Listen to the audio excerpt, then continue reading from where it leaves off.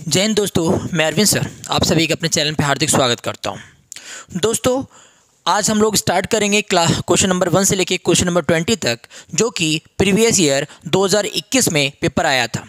मैं आपसे चाहूँगा कि आप एग्ज़ाम देने जब जा रहे हैं तो जाने से पहले आप 2021 का लेटेस्ट पेपर देख कर जाएँ।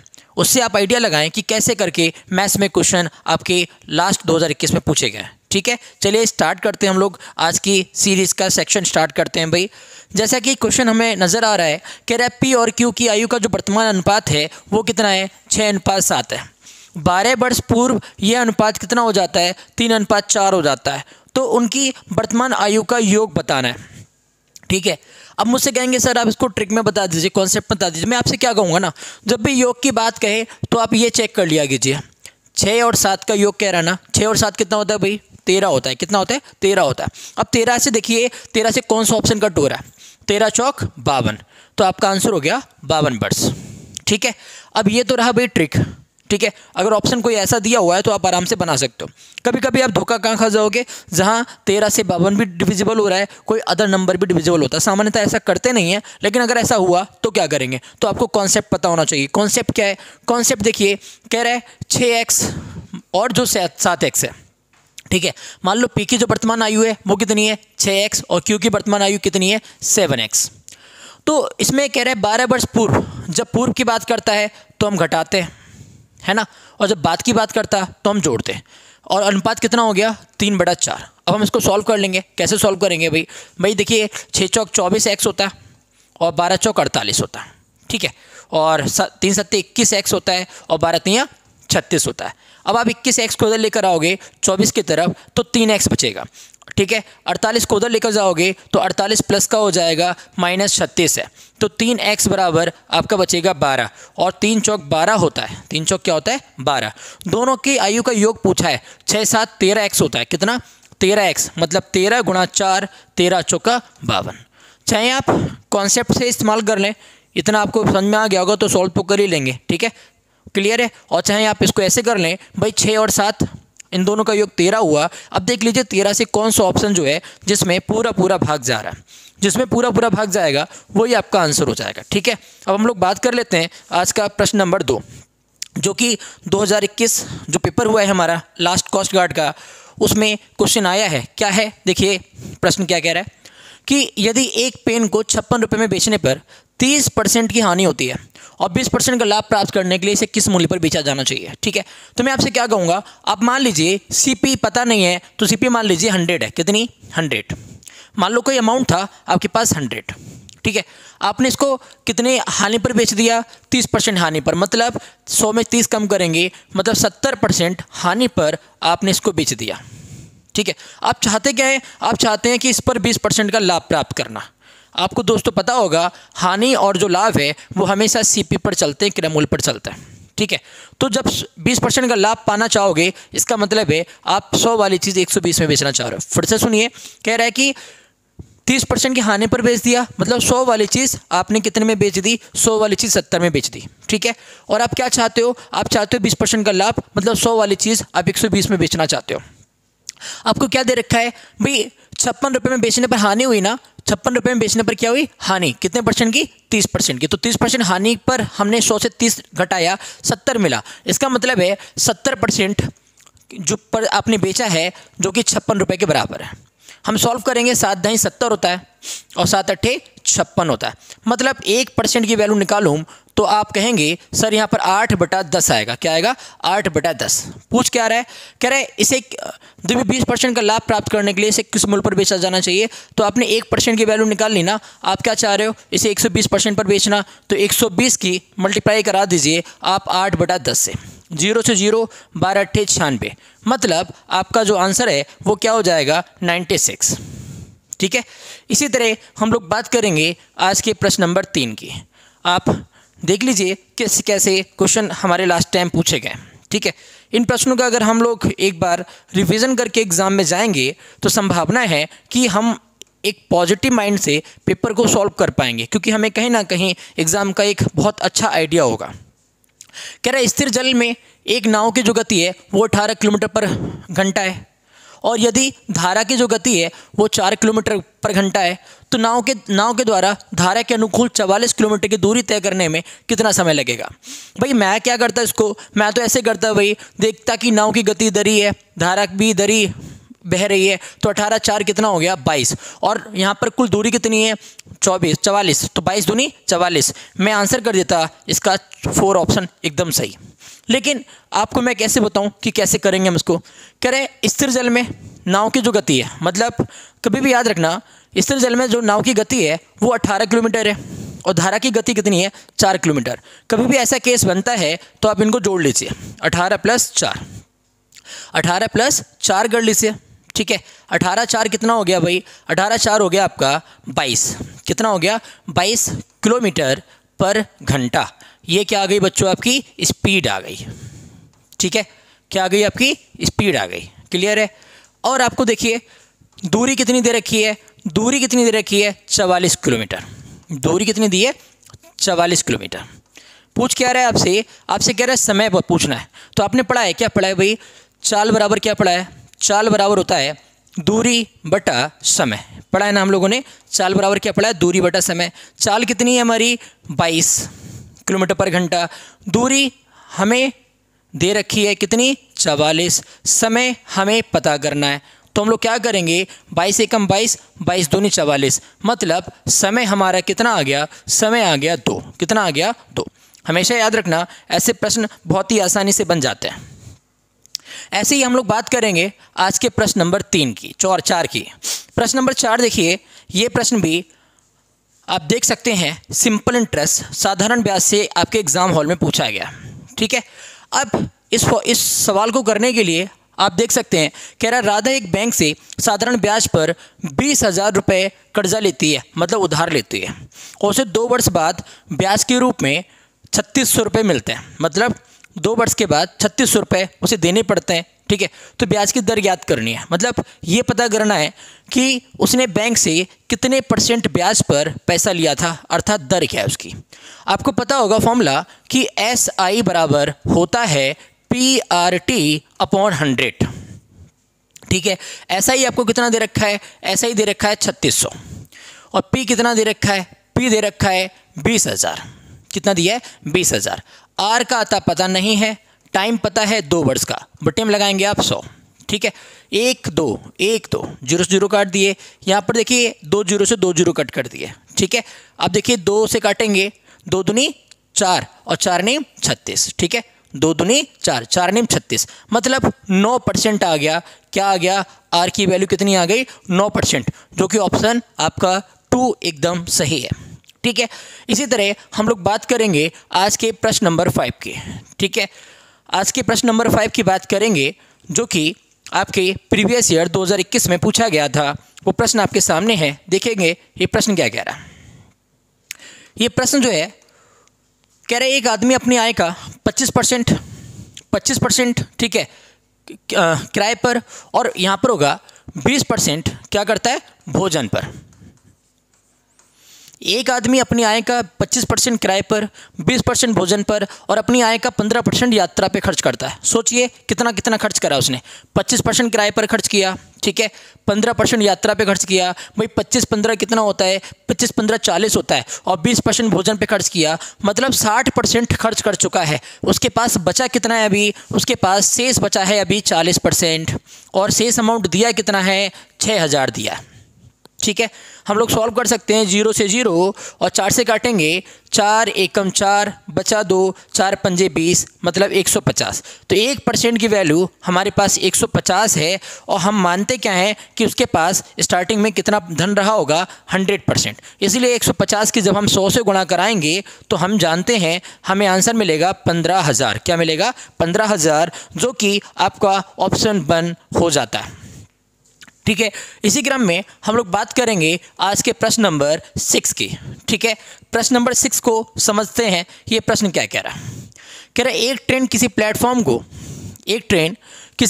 को 42 सेकंड में पार करती है और प्लेटफॉर्म पर खड़े व्यक्ति को 25 सेकंड में पार करती है। यदि ट्रेन की चाल 72 किलोमीटर पर घंटा है तो प्लेटफॉर्म की लंबाई बताइए। क्या बताना है आपको, प्लेटफॉर्म की लंबाई। मान लीजिए प्लेटफॉर्म की लंबाई कितनी है x, मान लीजिए प्लेटफॉर्म की लंबाई कितनी है x। क्लियर। मैं आपसे कहूँगा कभी भी चाल जब दी हो तो आप पहले चाल को चेंज कर लीजिए। चाल कितनी है 72 किलोमीटर पर घंटा, लेकिन आप देख सकते हैं सवाल चल रहा है सेकंड में, है ना, और यहाँ पे अमाउंट जो दे रखा है वो घंटे में दे रखा है। आपने पढ़ा है किलोमीटर पर घंटे से मीटर पर सेकंड में जाने के लिए हम लोग 5/18 से गुणा करते हैं। किससे गुणा करते हैं? 5/18 से। ठीक है, जब 5/18 से गुणा करेंगे तो 18 से काटेंगे हम इसको, 18 चौक 72 होता है और 4 पंजे 20, मतलब 20 मीटर पर सेकेंड। 20 मीटर पर सेकेंड आपकी चाल हो चुकी है। चाल कितनी हो चुकी है?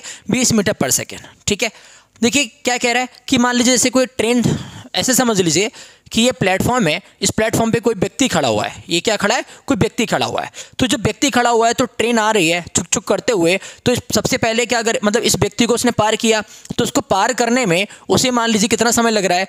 25 सेकेंड का। ठीक है, अब अगली बार वो इसको पार कर जाएगी और पार करते करते करते करते पूरा प्लेटफॉर्म को पार कर जाएगी। मतलब पहली बार तो हम बात करेंगे केवल व्यक्ति को पार करने में कितना समय लगा, फिर व्यक्ति खड़ा है उस प्लेटफॉर्म पर, उस प्लेटफॉर्म सहित व्यक्ति को पार करने में कितना समय लगा। अगर हम ये दो बातें की दूरी निकाल पाए तो हमें पता चल जाएगा प्लेटफॉर्म की लंबाई क्या है। तो मैं आपसे क्या कहूँगा, सबसे पहला काम मैंने आपसे क्या कहा कि सबसे पहली चीज़ है प्लेटफॉर्म की लंबाई आप मान लीजिए आपने कितनी मानी? x मानी। ठीक है, दूसरी बात समझिए चाल बराबर क्या होता है? दूरी बटा समय। लेकिन यहाँ पर मैंने देखा कि 72 किलोमीटर पर घंटा है, मैंने इसको चेंज किया 5/18 से गुणा करके मुझे मिला 20 मीटर पर सेकेंड। यहाँ तक कोई समस्या नहीं होनी चाहिए। ठीक है, सबसे पहले हम लोग क्या करेंगे, हम लोग व्यक्ति की निकालेंगे। क्या निकालेंगे? व्यक्ति का समय दे रखा, हमने पढ़ा है चाल बराबर दूरी बटा समय। हम लोगों ने क्या पढ़ा है? चाल बराबर दूरी बटा समय, यही तो पढ़ा है हम लोगों ने। अब समझेंगे चाल तो हमारी आ गई है 20, चाल हमारी कितनी आ गई है? 20। दूरी किसकी बात कर रहे हैं? दूरी बात कर रहे हैं हम लोग व्यक्ति की। किसकी बात कर रहे हैं? व्यक्ति की। तो व्यक्ति की दूरी की बात कर रहे हैं हम लोग, है ना, हम लोग बात कर रहे हैं व्यक्ति की दूरी की। तो हम लोग क्या करेंगे, समय देखेंगे कि व्यक्ति को पार करने में कितना समय लगता है? 25 सेकेंड। हम लोग सॉल्व करेंगे 25 दूनी 50, 25 दूनी 50, मतलब जो दूरी है व्यक्ति को पार करने में वो कितना समय कितनी दूरी उसे तय करनी पड़ रही है? 500 मीटर की। कितनी दूरी? 500 मीटर की। ठीक है, अगली बात करें हम लोग, फिर वही हम लोगों ने पढ़ा है चाल बराबर दूरी बटा समय। चाल बराबर दूरी बटा समय। भाई ऐसे प्रश्न को करने का बहुत सिंपल सा तरीका क्या होता है दोस्तों, सबसे पहले तो जिस खंबे को पार कर रही है या जिस व्यक्ति को पार कर रही है उसकी दूरी का पता निकाल लीजिए। उसके बाद आपने जो दूरी पता करी, चाल देखिए कितनी है, चाल तो हमारी वही रहेगी 20 मीटर पर सेकेंड। दूरी की बात करें, देखिए अब तो ये व्यक्ति भी उसी प्लेटफॉर्म पे खड़ा है और उसी प्लेटफॉर्म से ट्रेन गुजर रही है, तो व्यक्ति प्लस उस प्लेटफॉर्म की लंबाई दोनों को ऐड करेंगे। प्लेटफॉर्म की लंबाई हमने x मानी थी और व्यक्ति की लंबाई हमारी कितनी आ रखी है? व्यक्ति को पार करने में 500। ठीक है, और बट्टे में हमारे पास समय कितना लग रहा है? समय लग रहा है इसको 42 सेकेंड। कितना लग रहा है? 42 सेकेंड। हम लोग सॉल्व करेंगे भाई, 42 दूनी, देखिए भाई 0 आएगा, 2 दूनी 4 आएगा, 2 चौक 8, 2 दूनी 4, 2 चौक 8, और ये आपका क्या चल रहा है? ये आपका चल रहा है x + 500। ठीक है, मैं 500 को इधर ले आऊँगा, 840 से घटाऊँगा तो क्या मिलेगा? 340। इसका मतलब है 340 मीटर लंबा प्लेटफॉर्म है। आपका जो ऑप्शन हो जाएगा 3, इससे बिल्कुल मैच कर रहा है, यही आपका आंसर है। ऐसे ही हम देखेंगे क्वेश्चन नंबर 7। क्वेश्चन नंबर 7 देखेंगे। 7 की कहानी क्या है ये आपने देखा है, ये तो बहुत सिंपल क्वेश्चन डाल दिया है। कह रहा है ए एक काम को करता है 12 दिन में, ए करता है 12 दिन में, और जो बी है इसी काम को करता है 30 दिन में। ठीक है, इनका एलसीएम हम समझते हैं कितना आएगा। इनका एलसीएम भाई देखिए, इनका एलसीएम आएगा 60। 12 पंजे 60 होता है और 30 दूनी 60 होता है। मैंने आपसे कहा जब भी दोनों साथ साथ मिलकर काम करने की बात करें तो कुल 60 यूनिट काम हो रहा है, और इसको जोड़ देते हैं, 5 और 2 कितना हुआ? 7, मतलब 60/7 दिन। आपका जो ऑप्शन है वो 4 आपका सही हो जाएगा।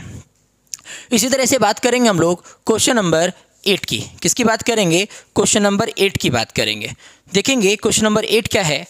प्रश्न नंबर जो 8 है वो है कि यदि एक सांख्यिकी आंकड़ों का जो माध्य और माध्यिका 5 और 6, तो बहुलक बताइए।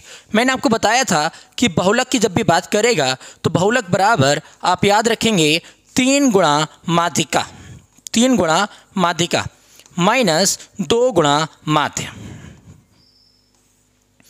3 गुणा माध्य का माइनस 2 गुणा माध्य। ठीक है, देखेंगे आपको माध्य दे रखा है ये वाला, माध्य का दे रखी है ये वाली, तो 3 गुणा करेंगे 6 माइनस 2 गुणा 5। भाई 3 6 18 होता है, 2 5 10 होता है, 18 से 10 कम करेंगे तो मिलेगा 8, जो कि ऑप्शन हो जाएगा आपका थर्ड वाला सही।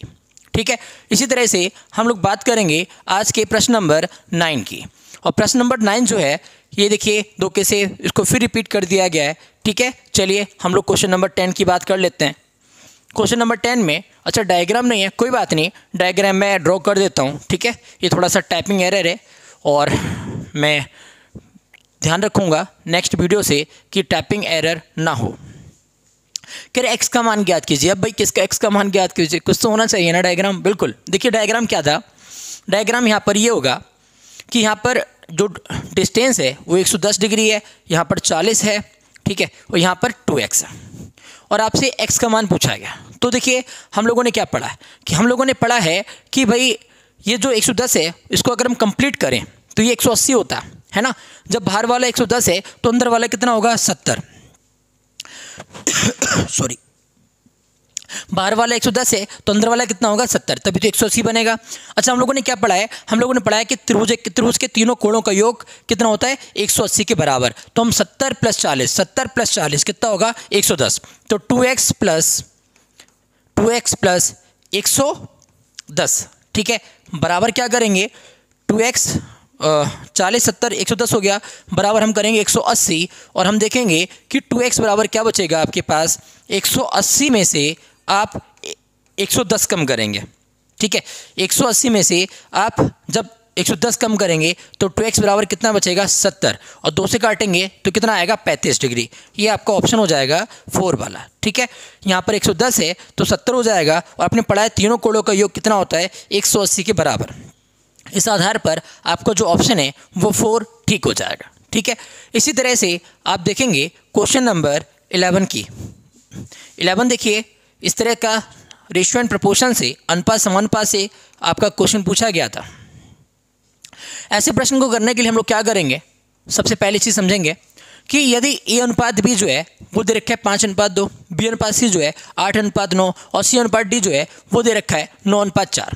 आपसे पूछा क्या गया ए अनुपात डी, मतलब फर्स्ट वाली चीज़ पूछी गई है और लास्ट वाली चीज़ पूछी गई है।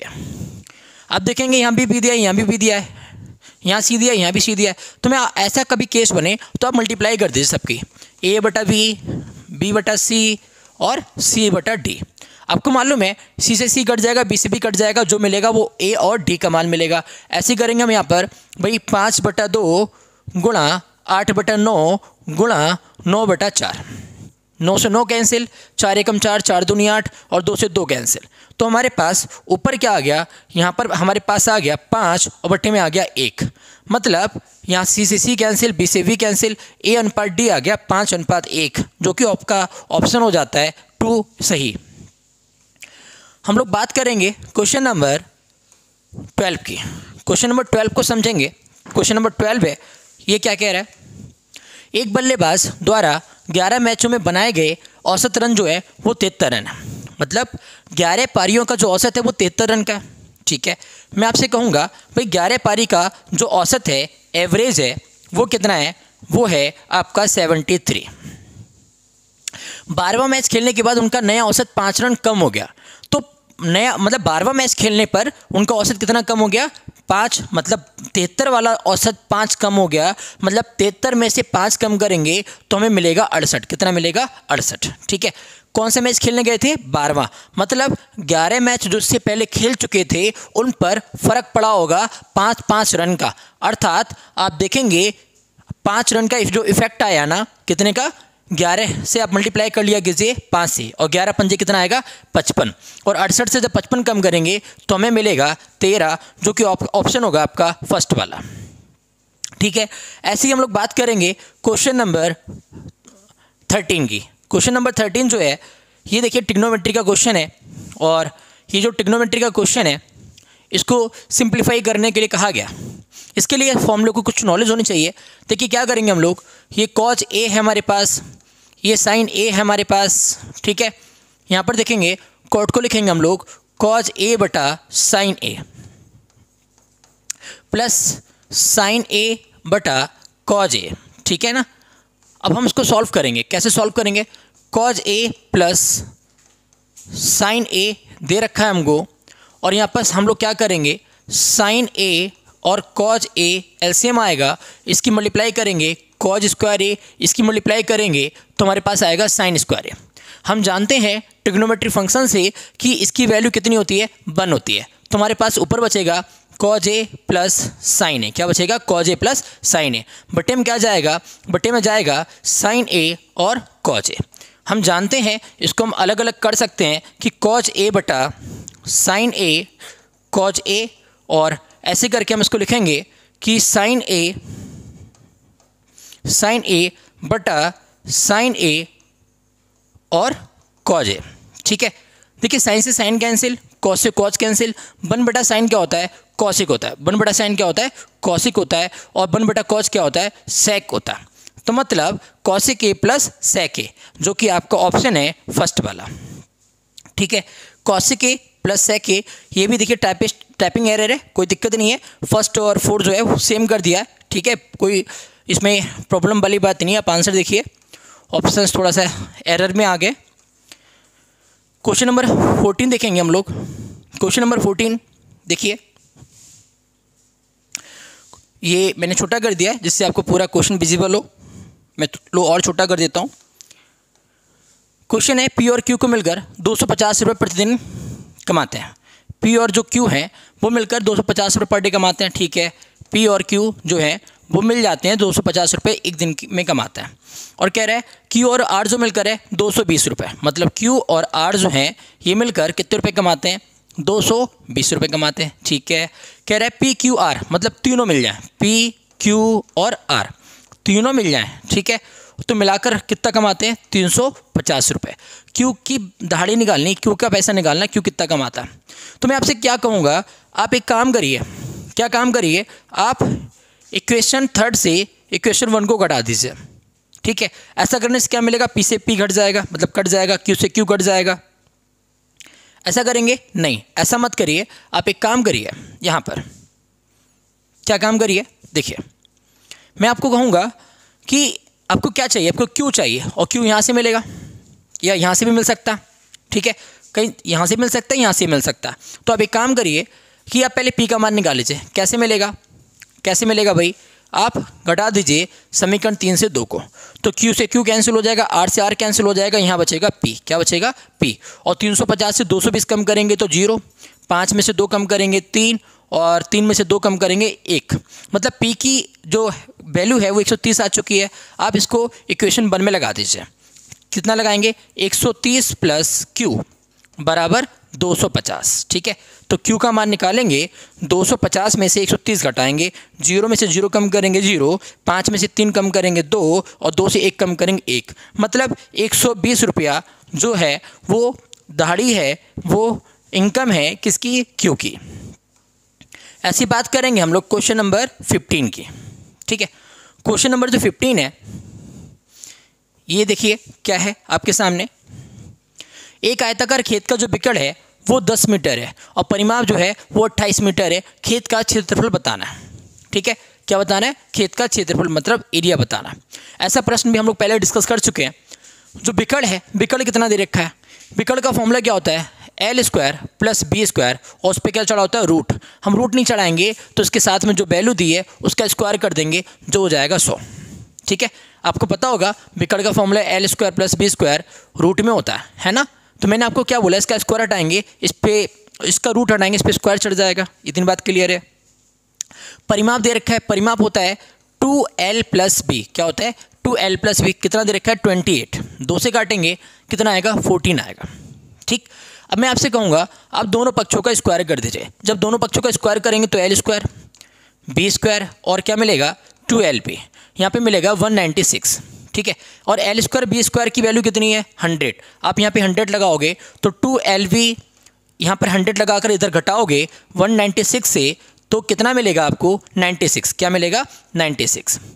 और आप जानते हैं हम 2 से इसको काटेंगे, 2 चौक 8, 2 चौक 8 और 2 अट्ठे 16, मतलब L इंटू वी हमें मिल चुका है 48। और L इंटू वी क्या होता है? लंबाई गुणा चौड़ाई। आपका एरिया होता है एरिया ऑफ रेक्टेंगल, मतलब L इंटू वी आपका 48 आ चुका है, जो कि आपका ऑप्शन हो जाएगा 3 सही वाला।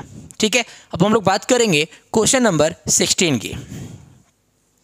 क्वेश्चन नंबर 16 को देख लेते हैं। क्वेश्चन नंबर 16 कह रहा है 21 सेंटीमीटर, कितना? 21 सेंटीमीटर व्यास वाले एक गोले का जो आयतन ज्ञात करना है। ठीक है, अब बात समझिए, क्या दे रखा है? व्यास। आपको पता है रेडियस क्या होती है? रेडियस व्यास की आधी होती है। तो व्यास अगर 21 है तो रेडियस हो जाएगी 21/2। और क्या पूछा है? गोले का आयतन। ठीक है, तो गोले का जो आयतन है वो होता है 4/3 पाई आर क्यूब। तो हम लोग क्या करेंगे? 4/3 करेंगे, पाई का मान लगाएंगे 22/7 और आर की वैल्यू लगाएंगे 21/2। ठीक है, चूँकि क्यूब है तो हम इसको 3 बार लिख लेते हैं। हम इसको कितने बार लिख लेंगे? 3 बार। ठीक है, समझते हैं क्या? देखिए यहाँ पर 3 से काटेंगे, 3 7 21, 7 से कट कर देंगे 7 को, 2 से 2 दूनी 4 होता है, 4 से 4 कैंसिल, फिर 2 से काटेंगे, 2 से काटेंगे 11 बार में। ठीक है, अब आपके पास बचा क्या? ऊपर बचा 11, ऊपर बचा 21 और ऊपर बचा 21। 21 किस्म 441 होता है और गुणा करेंगे 11 की, 11 कम 11 हासिल 1, 11 चौक 44 और 1 45 हासिल 4, 11 चौक 44, 44 और 5 कितना होता है? 44 5 49 होता है। 49 51 आपका आंसर आ चुका है। 49 51 आपका जो है वो आंसर आ चुका है। दोबारा चेक कर लेते हैं। 11 कम 11 का 1 हासिल लगा 1, 11 चौक 44 और 45 हासिल लगा 4, 11 चौक 44, 44 और 4 48, सॉरी आपका 48 और 51, अर्थात आपका जो ऑप्शन है वो 3 एकदम सही है, 48 51। हम लोग 4 प्रश्न और देखते हैं, क्योंकि हमारे जो प्रीवियस ईयर पेपर है, ठीक है, ये हमारे कोस्ट गार्ड में 20 क्वेश्चन मैथ्स के आते हैं, जैसा कि हमको पता है। और 20 क्वेश्चन में जो हमारा 2021 में आए हैं वो सारे क्वेश्चन मैं आपसे डिस्कस कर रहा हूँ, जिससे आपको फ़ायदा मिले जब आप एग्ज़ाम में जाएँ, एग्ज़ाम देने, तो आपको पता रहे कि किस किस टॉपिक से कैसे कैसे क्वेश्चन आते हैं। ठीक है, अब ये प्रश्न देखेंगे। 1800 रुपये जो है ABC के 20 बांटे जाते हैं। ठीक है, कितने रुपए हैं भाई? 1800 है। ठीक है, ये 1800 रुपये किन किन के बीच बांटने? ABC 3 लोगों के बीच बांटने, A के बीच में, B के बीच में और C के बीच में। कह रहा है A को B को C का 2 गुना। अच्छा, ये क्वेश्चन थोड़ा एरर है इसमें, देखिए क्या कह रहा है? A को B का 3 गुना होगा, A को B का 3 गुना और B का C का 2 गुना। सही कर लेंगे। यहाँ पर ये लिखा है A को B का 3 गुना, A को B का 3 गुना और B का C को 2 गुना। मैं एक बार क्वेश्चन चेक कर लेता हूँ। ये क्वेश्चन में कुछ ज़्यादा ही एरर है। क्वेश्चन क्या है भाई? ABC के बांटे जाते हैं A को B का 3 गुना, A को B का 3 गुना और B को C का 2 गुना। A को B का 3 गुना और B को C का कितना? 2 गुना। ठीक है, 2 गुना। समझते हैं। इस इक्वेशन को तैयार करते हैं हम लोग। कह रहा है A को B का 2 गुना, मतलब A को B का 3 गुना और B को C का 2 गुना, मतलब C अगर मैंने कह दिया x तो B को 2 गुना कह रहा है, तो ये हो जाएगा 2x। कह रहा है B को 2 गुना तो ये हो जाएगा 2x। ठीक है, अब कह रहा है कि जो A को B का 3 गुना, B जितना है उसका 3 गुना कर दो। अगर B के पास 2 है तो उसका 3 गुना कितना हो जाएगा? 6x। समझिए प्रश्न को। प्रश्न क्या कह रहा है? प्रश्न ये कह रहा है कि भाई जो 1800 रुपये हैं वो 3 लोगों में बांटने हैं, ABC में। ठीक है, तो कह रहा है A को जो है वो B का 3 गुना मिला और जो B को है वो C का 2 गुना मिला है। तो मतलब C को अगर x मिला है तो B को फिर 2x मिला है, और जब B को 2x मिला है तो इसका 3 गुना कितना होता है? 6x, मतलब A को 6x मिला है। मैं आपसे बोलूँ कुल कितना अमाउंट हुआ? ये 6, 2 8 और 1 9, मतलब कुल 9x अमाउंट हुआ 1800 का। 9 दूनी 1800, सॉरी ठीक है, 9 दूनी 18। इसका मतलब है x की वैल्यू 200 आ गई, x की वैल्यू 200 आ गई। कह रहा है A का हिस्सा बताओ। A का हिस्सा 6 गुना है तो हम 6 के गुणा कर देंगे 200 से। 6 दूनी 1200, इसका मतलब है ऑप्शन हो जाएगा 1200, जो कि ऑप्शन है आपका 2 सही हो। ठीक है, अब हम लोग बात करेंगे क्वेश्चन नंबर 8 की। क्वेश्चन नंबर 8 देखेंगे। बहुत प्यारा, बहुत सुंदर प्रश्न आपका पूछा गया है। क्वेश्चन नंबर 18 क्या है? यदि एक चक्रवृद्धि ब्याज जो है 3000 रुपये की ऋण पर दी गई धनराशि 3 वर्षों में 3993 रुपये हो जाती है तो ब्याज की दर बतानी है। ठीक है, मतलब प्रिंसिपल दिया है, अमाउंट दिया है। प्रिंसिपल कितना दिया है 3000, अमाउंट कितना दिया है 3993। क्लियर। हम लोग क्या करेंगे, छोटा कर लेंगे, 3 एकम 3, हम लोग कर रहे हैं इसको रेशियो मेथड से, अनुपात वाले विधि से। ठीक है, हम 3 से काटेंगे, 3 एकम 3, 3 तिया 9, 3 तिया 9, 3 एकम 3। दोस्तों ये ट्रिक मैं आपको पहले भी बता चुका हूँ कि जब भी कहा जाए, जितने साल का कहा जाए, दर निकालनी है। मतलब जब भी आपको कभी भी प्रिंसिपल और अमाउंट दिया हो, अगर 2 साल का कहता तो मैं वर्गमूल विधि लगाता, और वो आपसे कह रहा है 3 साल का, तो मैं क्या कर दूंगा, इसका ले लूँगा घनमूल। क्या ले लूँगा, घनमूल, मतलब क्यूब रूट ले लूँगा। 1000 का मिलेगा 10 और 1331 का मिलेगा 11। 1000 मतलब 10 दाई 100 दाई 1000, 11 का मतलब है 11 11 में 121, 121 11 भाई 1331। ठीक है, मतलब हमें प्रिंसिपल 10 मिल चुका है, अमाउंट 11 मिल चुका है, हमें पता चल चुका है भाई 10 से 11 में कितने की वृद्धि, 1 की, और बट्टे में लगाते हैं प्रिंसिपल, तो आ गया 10, इंटू करेंगे 100। आपको पता है कि अगर मैं आपसे कहूँ 10 रुपये उधार लिए, आपको कुल 11 रुपये चुका है, मतलब 1 रुपये का ब्याज चुका है ना, तो ब्याज आ गया 1 रुपये का ऊपर, और नीचे क्या लगाते हैं प्रिंसिपल, इंटू 100 करेंगे, 0 से 0 कैंसिल, आपके पास बचा क्या, आपके पास बचा 10%। क्या बचा, 10%, जो कि आपका ऑप्शन हो जाएगा 1।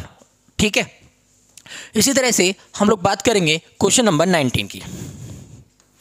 क्वेश्चन नंबर 19 जो है, ये देखिए, इसको छोटा करना पड़ेगा जिससे आपको पूरा क्वेश्चन एक ही जगह पे विजिबल हो जाए, है ना। कोई बात नहीं, थोड़ा सा आप देख पा रहे होंगे, क्वेश्चन आई थिंक आपको पूरा नजर आ रहा होगा। कह रहा है, नीचे दिया गया वृत्त आलेख विभिन्न चिड़ियाघरों में बाघों की संख्या को दर्शाता।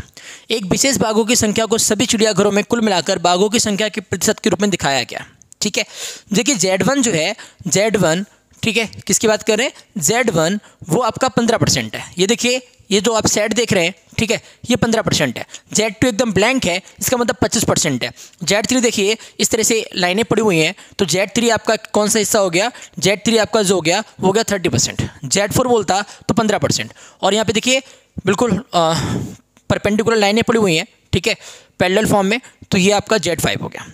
पूछा क्या क्या, कह रहा है Z1 और Z3 के त्रिज्यखंडों के केंद्रीय कोण में अंतर बताना है। भाई Z1 कितना है हमारे पास, ये हो गया Z1, Z3 कौन सा हो गया, ये हो गया Z3। भाई दोनों में अंतर बताओ, 30-15 में अंतर कितने का है, 15 का। भाई 30 और 15 में कितने का डिफरेंस है, 15 का। चूंकि परसेंट है तो बट्टे में 100 आएगा। ठीक है, चूंकि हमें निकालना क्या है, केंद्रीय कोण निकालना है या त्रिज्य कोण निकालना है, तो 360 से गुणा होती है।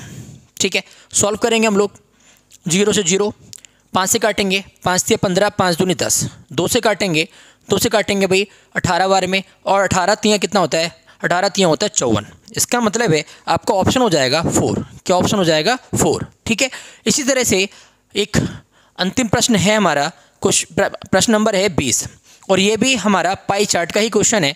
आप समझ सकते हैं कि किस तरह से एग्जाम हॉल में आपसे एक प्रश्न जो है पाई चार्ट से भी 2 प्रश्न पूछे जा रहे हैं, चक्रवृद्धि ब्याज से, सिंपल इंटरेस्ट से, ठीक है, प्रॉफिट एंड लॉस से। मतलब आप ये समझ लीजिए कि आपको एक आइडिया लग जाएगा कि कौन कौन से चैप्टर के और किस किस तरह के प्रश्नों का हमें रिवीजन करके 20 तारीख वाले एग्जाम में जाना है। ठीक है, कह रहा है, नीचे दिया गया वृत्त आरेख विभिन्न विषयों में छात्रों की संख्या को दर्शाता है। किसी विशेष विषय में छात्रों की संख्या को सभी विषयों में मिलाकर छात्रों की कुल संख्या के प्रतिशत के रूप में दर्शाया गया।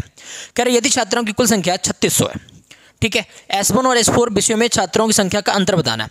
अब आप देखिए भाई, S1 का इलाका कौन सा है, S1 का इलाका है भाई 12, ठीक है, और S4 का इलाका कौन सा है, S4 का इलाका जो है वो है 24। ये S1 का इलाका है और ये S4 का इलाका है। इन दोनों डिफरेंस कितना है, ये 12 या 24 से डिफरेंस है 12 का, कितने का, 12 का, और बट्टे में लगाओगे 100 क्योंकि परसेंट है, इंटू करोगे आप 3600, इंटू करोगे 3600, 2 0 से 2 0 कैंसिल, और आप मल्टीप्लाई बच करेंगे बस केवल। भाई देखिए 12 छंग 72, 12 छंग 72, हासिल लगा 7, 12 तियाँ 36, 36 और 7 कितना होता है, 36 7 होता है 43, कितना होता है 43, 36 7 आपका 43 होता है ना, क्लियर है। तो 36 और 7 43 हो गया, ये आपका 432 सही है, क्लियर। तो ये हमारी 20 क्वेश्चन हम लोगों ने डिस्कस कर लिए हैं, ठीक है। और आपसे भाई यही गुजारिश रहेगी कि अपने एग्ज़ाम को बहुत ही बेहतरीन ढंग से कंप्लीट करके आएँ, ठीक है। All the best.